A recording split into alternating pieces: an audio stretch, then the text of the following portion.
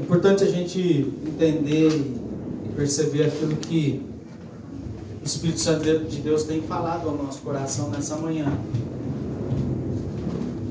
E a Ju estava ministrando aqui sobre viver uma fé, viver a nossa experiência dominical a partir de uma expectativa. É interessante que o apóstolo Paulo vai dizer lá na carta aos Coríntios que as reuniões de vocês fazem mais mal do que bem. E ele estava dizendo isso para a igreja. Ele estava dizendo isso para esse ambiente, para nós. O apóstolo Paulo chega diante da comunidade de Corinto e diz: olha, a reunião de vocês faz mais mal do que bem. Por quê? Porque era uma reunião que era feita a partir de uma expectativa de ser suprido, e não de uma consciência de que você era aquele que supriria a necessidade daquelas pessoas. Quando nós reunimos, queridos, a partir de uma expectativa, isso mostra a nossa infantilidade.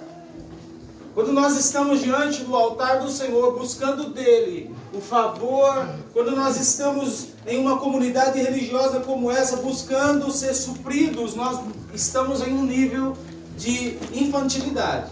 Fala assim, esse é um nível, fala para a pessoa que está ao teu lado, de infantilidade. E não tem nada de errado uma criança viver como uma criança.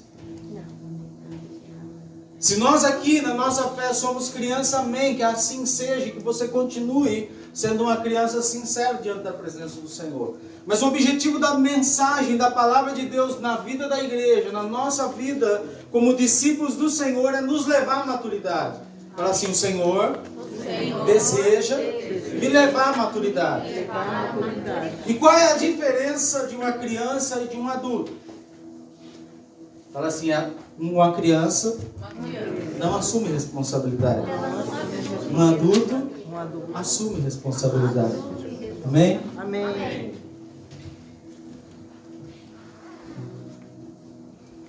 Muitas vezes nós nos negamos a olhar para o Evangelho e entender que o Evangelho está produzindo em nós responsabilidade. Que o Evangelho está olhando para a minha fé, para a sua fé e dizendo sim para nós, que é a hora de você oferecer e não a hora de você retirar.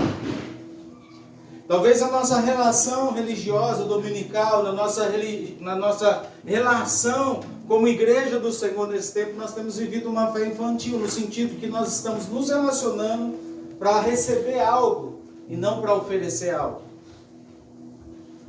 Quando o apóstolo Paulo diz à igreja do Corinto que a reunião faz mais mal do que bem, é justamente disso que ele está falando.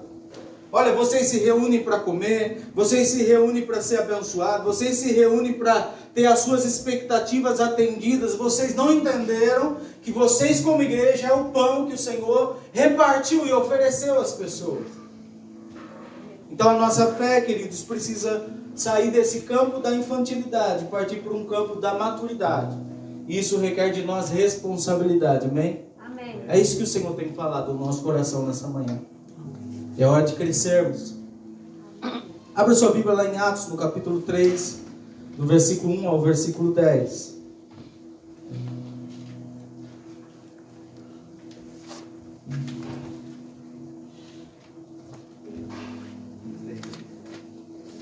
Atos 3, do versículo 1 ao versículo 10.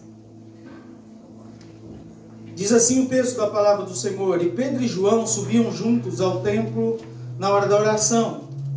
E era trazido um homem que desde o ventre da sua mãe era coxo, o qual todos os dias punham à porta do templo, chamada Formosa, para pedir esmola aos que entravam. O qual, vendo Pedro e João que iam entrando no templo, pediu-lhes e disse uma esmola. E Pedro, com João, fitando os olhos dele, disse: Olha para nós. E olhou para eles, esperando receber deles alguma coisa. E disse Pedro: Não tenho prata e nem ouro, mas o que eu tenho eu te dou. Em nome de Jesus Cristo, o Nazareno, levanta-te e anda. E o tomando pela mão direita, levantou, e logo seus pés artelhos se firmaram. E saltando ele, pôs-se em pé, e andou, e entrou com eles no templo, andando e saltando, e louvando a Deus com alegria. E todo o povo viu andar, louvando a Deus, e conheciam-no, pois era ele, que se assentava a pedir esmola na porta formosa do templo, e ficaram cheios e pasmos de assombro pelo que lhe aconteceu. Essa é uma passagem conhecida por todos nós. Uma passagem que é interessante o lugar onde ela está colocada na palavra de Deus, porque ela está colocada após, no capítulo 2 do livro de Atos, nós vamos ver que é o Pentecoste. A palavra de Deus diz que o povo de Deus estava reunido num lugar como esse, orando, adorando e clamando a Deus, depois da morte e ressurreição de Jesus. E a palavra de Deus diz que o Espírito Santo desceu sobre aquele lugar e as pessoas foram impactadas pelo poder do Espírito Santo. E é interessante a gente olhar nisso, que essa manifestação do Espírito Santo ali deu o start, o início da igreja de Cristo, que é a igreja que nós entendemos ser a igreja de hoje. Ali começa a missão da igreja pós-Jesus. A missão da igreja depois que Jesus partiu. Jesus deixou a igreja aqui na terra para que ela pudesse continuar aquilo que Jesus começou. Fala assim, a igreja continua aquilo que Jesus começou. E no capítulo 3, a primeira ação dessa igreja é em direção ao necessitado. Olha que coincidência. A palavra de Deus diz que Pedro e João estavam subindo para uma agenda de oração, uma agenda, e eu fico imaginando, porque eu gosto de imaginar, quando eu estou lendo a palavra de Deus, eu fico imaginando aquela igreja. Eu fico imaginando aquele momento que eles estavam vivendo, um momento cheio de a agenda, eu tenho certeza, dos apóstolos estavam cheias. Havia manifestação do poder de Deus em todas as partes. As pessoas se amontoavam para ouvir o Evangelho. Então eles tinham uma agenda completamente cheia de coisas a fazer. Não faltava a eles uma agenda para cumprir.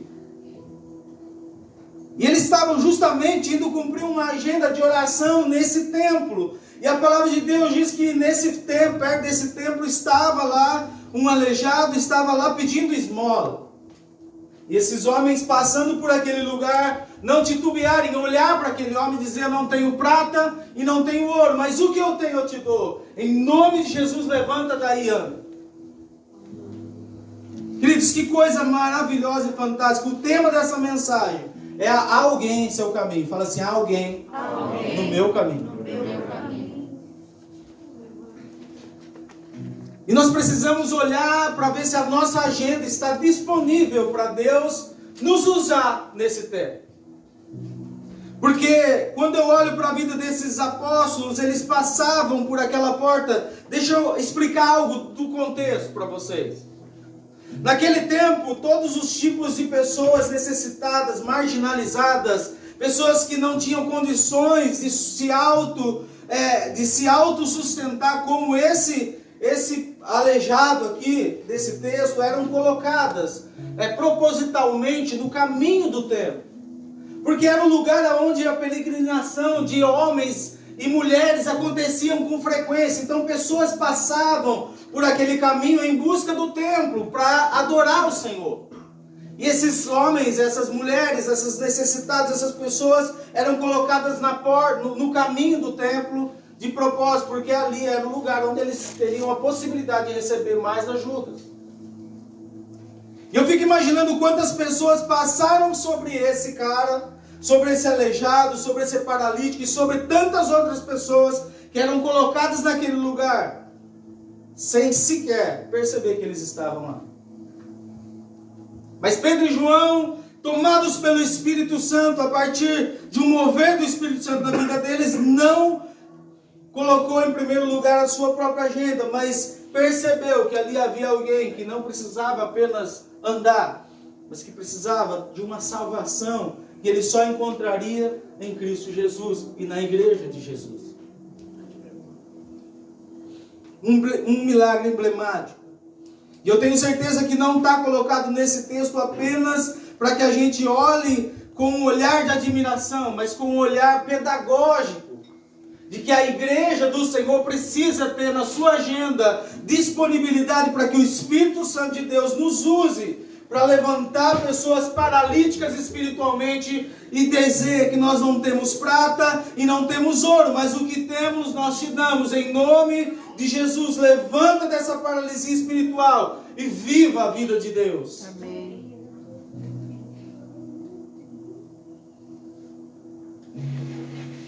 trazer isso para o nosso cotidiano. Quantas pessoas sofrendo ao nosso lado? Quantas pessoas doentes, marginalizadas? Quantas pessoas hoje estão pensando em tirar a sua própria vida? Quantas pessoas passam pelo nosso caminho sem sequer notarmos que elas existem? Mas elas estão aí, amontoadas, muitas vezes não na porta do templo, mas na porta da nossa casa, na porta da nossa linha, na porta da nossa fábrica, nas portas que nós temos frequentados todos os dias. As pessoas estão precisando de alguém que perceba que ali existe alguém necessitado. E esse é o nosso papel. Essa é a nossa responsabilidade. Esse é o lugar da nossa maturidade. É interessante que lá em Lucas 10, 30, 33, nós vamos ver a história, a parábola que Jesus conta. Jesus conta que existia um viajante que estava viajando e de repente ele foi assaltado. E a palavra de Deus diz, e nessa parábola Jesus conta que ele foi agredido, ele foi espancado, roubado, tentado, e ele conseguiu fugir, mas ele fugiu e ficou todo debilitado, todo machucado, largado à margem. E a palavra de Deus diz que passou um sacerdote, e quando viu esse homem caído, ele atravessou para o outro lado da rua, e ele passou como se não estivesse enxergando que ali existia alguém necessitado. Depois passa por ele um levita, e o levita passa por ele, mesma coisa, de longe ele vê que existe um homem caído no caminho, e ele atravessa para o outro lado da rua, e ele passa por aquele necessitado ali, sem perceber que ali existia alguém que precisava de ajuda. E depois vem um samaritano, olha que coisa.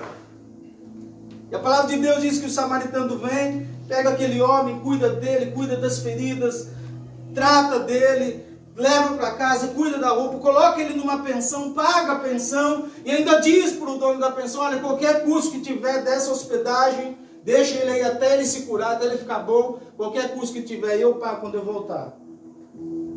E Jesus pergunta, quem é o necessitado dessa parábola?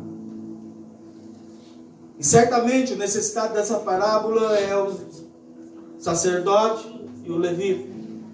Porque são as pessoas que desprezaram aquilo que o Senhor Jesus nos chamou para ser como igreja.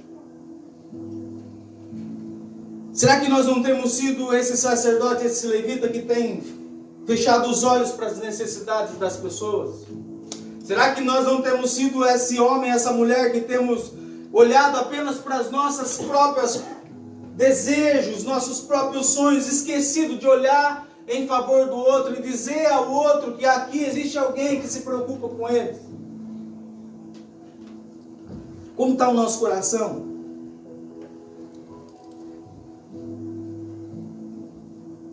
Pedro e João não considerou aquele homem que era coxo de nascença alguém à margem na sua agenda. Ele se importou com ele. Aquele ser humano de vida tão infeliz merecia a sua atenção. É provável que Pedro e João haviam visto ele ali algumas vezes. Porque colocavam ele ali diariamente, a palavra de Deus diz. Entretanto, dessa vez, eles decidiram fazer algo a mais do que apenas perceber que ali existia alguém. Queridos, às vezes tem pessoas do nosso lado, na nossa vida cotidiana, que tem passado por nós e nós temos percebido. Mas o Senhor tem trazido nós a um tempo em que Ele tem dito, é chegada a hora de você se revelar como meu filho. É chegada a hora de você dizer às pessoas, olha, eu não tenho prata, não tenho ouro, não tenho, talvez, a capacidade, a eloquência de ser aquilo que talvez eu acho que eu precisava ser. Mas em nome de Jesus, eu estou aqui como um servo de Deus, como um agente de restauração e reconciliação, para dizer em nome de Jesus, levanta e anda. Mudar a história de alguém é o que dá significado à igreja. A igreja existe para mudar a história das pessoas. A igreja não existe para ser um clube, para ser uma denominação religiosa com um nome apenas. A igreja existe para restaurar pessoas. E nós, como igreja, existimos para sermos um agente de restauração. Nós todos que aqui estamos aqui porque fomos restaurados, porque alguém percebeu-nos na nossa fragilidade, na nossa impotência, na nossa dificuldade, naquele momento terrível que estávamos vivendo. Alguém olhou para nós e estendeu as suas mãos. Nós estamos aqui colocados diante do Senhor porque alguém teve compaixão de nós. Alguém nos encontrou os nossos pais em um momento de fragilidade. Alguém decidiu dar um lugar na sua agenda para permitir que o Senhor o usasse de forma poderosa. E o que o Senhor tem feito na minha vida, na sua vida, na nossa vida como igreja, é fruto desse permitir de um homem e de uma mulher de Deus que o Senhor Jesus entre na nossa agenda. E eu quero perguntar a você se é esse o seu coração nessa manhã. Se nós queremos ser uma igreja madura ou se nós queremos continuar sendo uma igreja infantil. Se nós queremos ser uma igreja redentora ou se nós continuaremos a ser uma igreja com carências. Uma igreja que se reúne não para oferecer, mas para receber. Uma igreja que se reúne não para oferecer e dar ao outro, mas para receber e tomar do outro. Uma igreja que se importa com aquilo que Jesus se importa. Sabe o que é interessante? De uma forma ou de outra, o mundo sempre espera da igreja uma postura diferente. Quando as pessoas olham para a igreja apontando o dedo, eu não consigo enxergar isso como algo negativo. Eu consigo enxergar isso como algo positivo. Porque de fato as pessoas ainda esperam da igreja, dos servos de Deus, daqueles que se intitulam filhos de Deus, de um Deus de amor, de um Deus de poder, de um Deus de misericórdia. O mundo ainda espera de nós postura parecida com Jesus. Uma postura de misericórdia, uma postura de empatia, uma postura de estender a mão, de dizer às pessoas: olha, não tenho prata nem ouro, mas o que eu tenho eu te dou. Em nome de Jesus, levanta desse lugar e anda.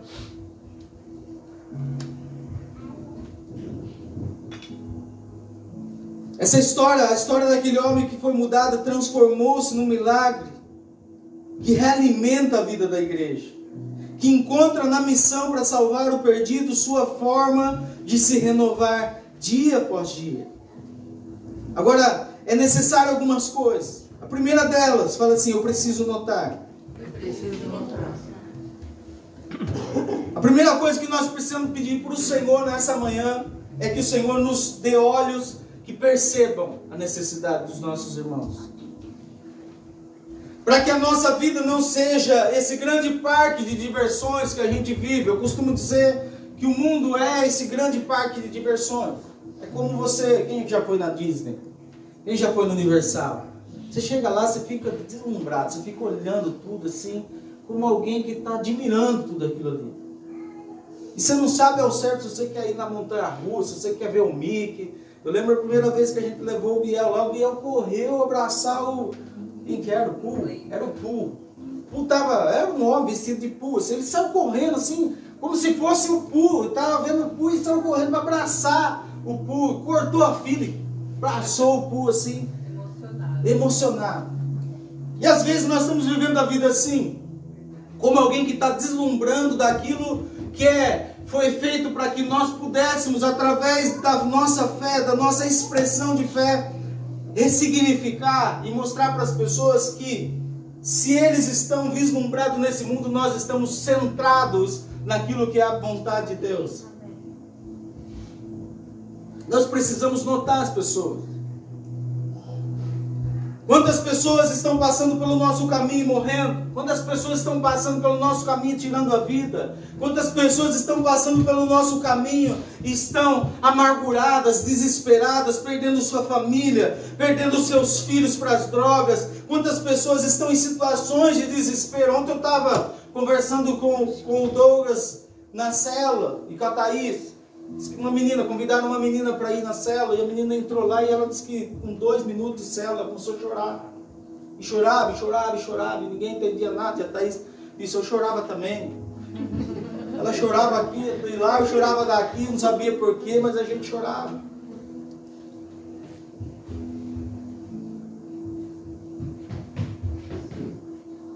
É preciso notar que as pessoas estão do nosso lado clamando por aquilo que nós temos.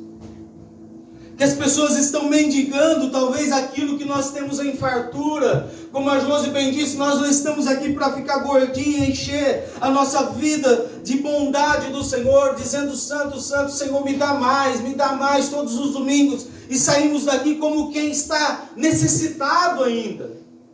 Nós precisamos notar. E a palavra diz que Pedro e João notaram que aquele homem estava ali e que aquele homem precisava daquilo que eles tinham em abundância.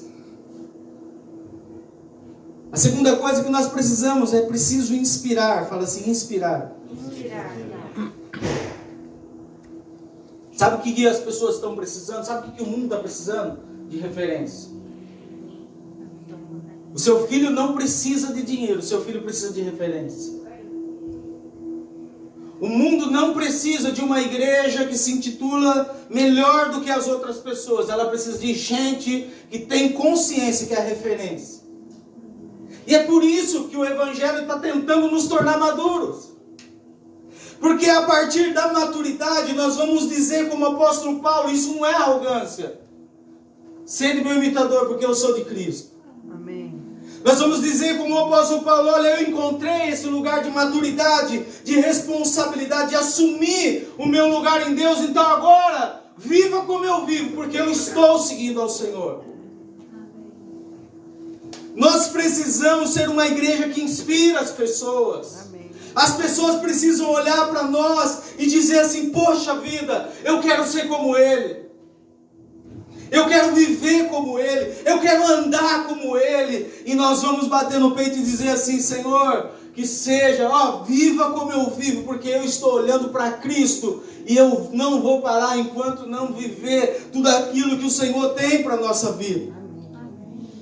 É hora, igreja, de sairmos do lugar de buscar referência e assumirmos o lugar de sermos nós a referência. Amém. É hora da gente sair desse lugar, de ficar procurando referência na vida das pessoas, e entender que a nossa fé nos coloca em um lugar que agora nós somos uma referência. Não é referência de como guardar dinheiro, não é referência de como tratar a sua família, mas uma referência de um homem segundo o coração de Deus.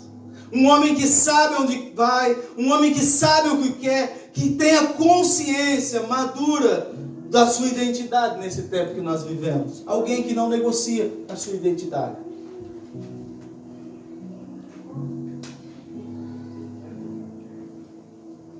Nós precisamos tomar cuidado, porque talvez o que nós temos imprimido na vida dos nossos filhos é carência e não consciência.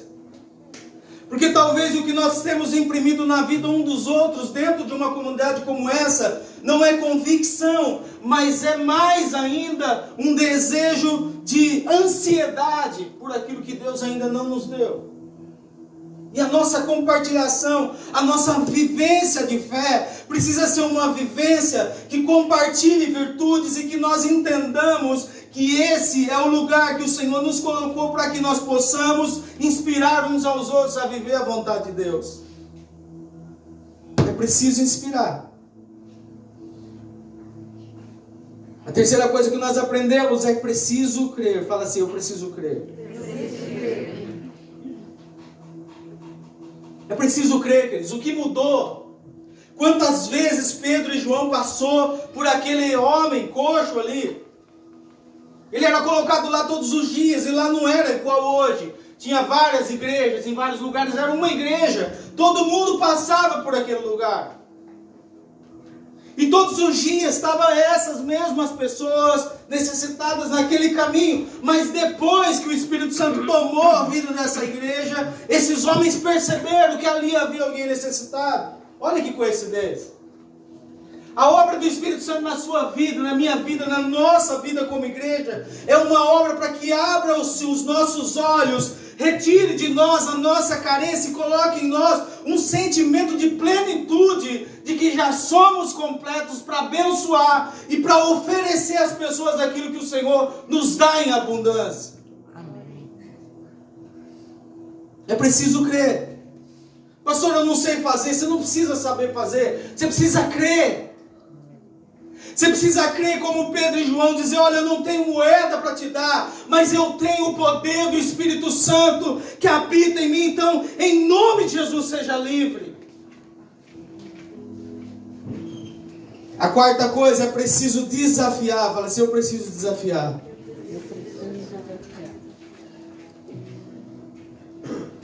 É um desafio, é ou não é? Vamos ser sinceros? É desafiador viver assim. É desafiador porque no mundo que nós vivemos, viver assim é viver na contramão do sistema. Enquanto a mensagem corrente no mundo é olha para você, a sua vontade importa, a sua alegria importa, a sua felicidade importa, a dos outros não importa, importa o que os outros pensam de você, você é você mesmo, seja feliz e blá blá blá blá blá blá. E a gente vai vendo que a mensagem corrente do mundo é não olha para ninguém além de si mesmo. E Jesus vem para mostrar-nos que essa é a voz corrente da cultura mundana e não a voz do Espírito Santo que está dizendo a todo momento, olha para o outro. Jesus disse que o maior mandamento é amar a Deus sobre todas as coisas e o próximo como você ama você mesmo. Então nós precisamos nos desafiar. Nós precisamos buscar o Senhor e dizer, Senhor, me usa como instrumento na sua mão nessa geração. Que eu não venha, Senhor, que as pessoas não passem por mim despercebidas, que eu não bata de ombro, Senhor, com a necessidade do próximo, que eu perceba, Senhor, e olhe, Senhor, a vida dos necessitados, como o Senhor deseja que eu olhe. Nós precisamos emprestar os nossos olhos para o Senhor, e dizer, Senhor, que eu veja aquilo que o Senhor quer que eu veja, que eu perceba aquilo que o Senhor quer que eu perceba. E a quinta e última coisa, é preciso apoiar. Fala assim, é preciso apoiar. É preciso apoiar. É interessante que muitas vezes a gente olha para pessoas assim, para situações assim, e a gente pensa, o que eu tenho para fazer? E foi justamente o que eu disse para a Thaís ontem. Eu falei assim, o que vocês fizeram? E com 3 minutos de célula, nem tinha começado, essa menina entra e começa a chorar. A gente não fez nada. A gente não entregou para ela nem prata nem ouro, mas o que nós tínhamos, nós demos, que é a presença do Senhor naquele lugar, que impactou a vida dessa mulher. E às vezes nós olhamos para nós e dizemos assim, pastor, mas eu não sei fazer, eu não consigo, eu não tenho capacitação, eu não tenho teologia, eu não tenho eloquência para falar. Queridos, seja um instrumento do Senhor nessa geração para apoiar aquilo que o Senhor quer fazer na vida dessas pessoas. Sabe o que nós somos para essas pessoas? Uma rede de apoio. O que essa rede de jovens é para os jovens é uma rede de apoio, cujo esse ambiente eles vão encontrar apoio para descobrirem por si só a vontade e os propósitos de Deus para a sua vida.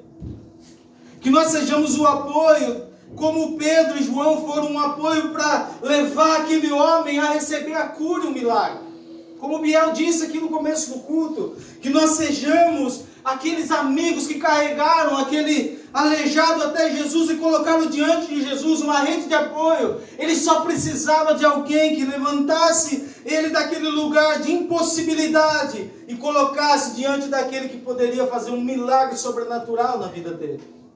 Nós somos essa rede de apoio. Amém. Nós não temos milagre a oferecer a ninguém, mas o Senhor Jesus tem. Nós não temos poder para curar ninguém, mas o Senhor Jesus tem. Nós não temos capacidade para salvar ninguém, mas o Senhor Jesus tem. Então o nosso papel é pegar na mão dessas pessoas, levar diante de Jesus e dizer assim, Senhor, está aqui, agora faz a sua obra.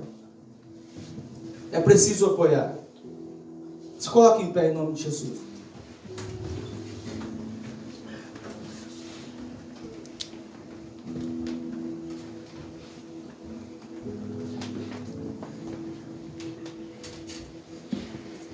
O milagre produzido pela fé e compaixão desses dois homens de Deus não apenas mudou a vida daquele paralítico, mas realimentou a alegria da igreja. Quando cumprimos a nossa missão, dando atenção a todos os que esperam à beira do caminho, estamos levando adiante o ministério de Jesus Cristo, que veio buscar aquilo que havia se perdido. É hora de maturidade, queridos. É hora de sairmos do campo da expectativa e entrarmos para um lugar de consciência. Pastor, você não sabe o que eu vivi, você não sabe quanta frustração eu vivi na igreja, queridos. É hora da maturidade. É hora de vencer seus medos.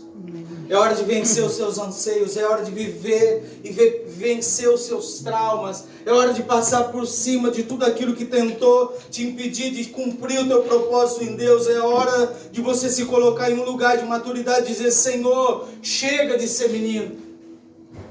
Senhor, chega de esperar ser suprido pelas pessoas. Que a nossa relação como igreja, como discípulos de Jesus, não seja uma relação de expectativa. Sabe por que você tem se frustrado? Porque você tem se relacionado como menino. Porque você tem ocupado um lugar na vida das pessoas de expectativa e não de consciência.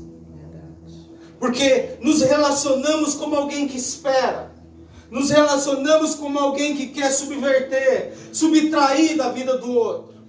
E quando não conseguimos, nos frustramos. Nos frustramos porque somos meninos na fé. Nos frustramos porque insistimos em manter a nossa fé imatura. Jesus não se frustrou com a nossa negação a Ele.